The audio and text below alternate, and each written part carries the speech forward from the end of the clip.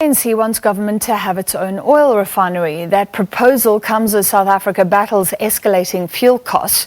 The Central Energy Fund has already begun the process of procuring the SAPREF refinery from BP and Shell. The governing party's Economic Transformation Subcommittee also wants farmers to donate some of their unused land to speed up land reform.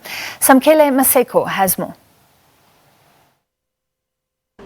Oil and gas exploration is at the top of the agenda for the ANC's upcoming policy conference in June. The governing party has endorsed the Mineral Resources Department in ensuring that South Africa's offshore coastline is opened up for oil and gas exploration in order to mitigate the escalating prices of fuel in the country.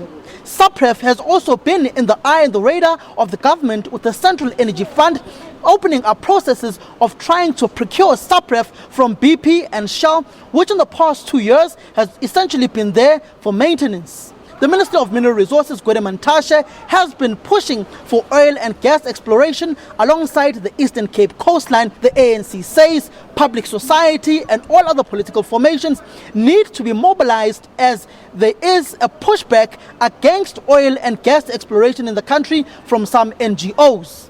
On the other hand, land redistribution, which was an issue of the ANC's 54th National Conference resolution, is back in the forefront. The ANC wants farmers to donate some of the land that they are not using, which is lying fallow, to donors and to people who want to use that land either for commercial or for agrarian farming.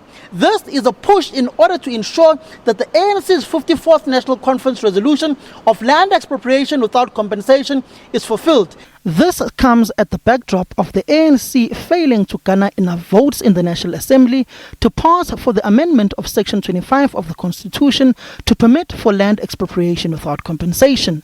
The EFF, the IFP, the DA and other political formations like the Freedom Front Plus voted against the governing party in the amendment of Section 25, which would allow for ordinary South Africans to own land tenure in the form of farms in land expropriation without compensation.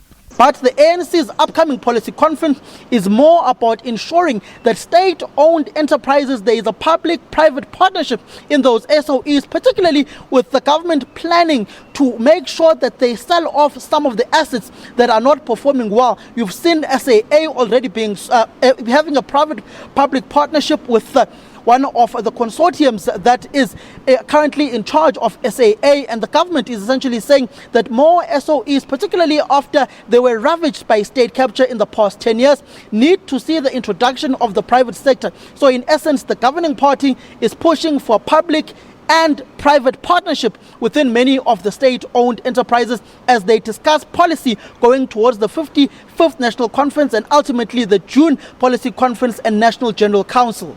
Samkele Maseko, SABC News, Johannesburg. The South African Communist Party's first Deputy General Secretary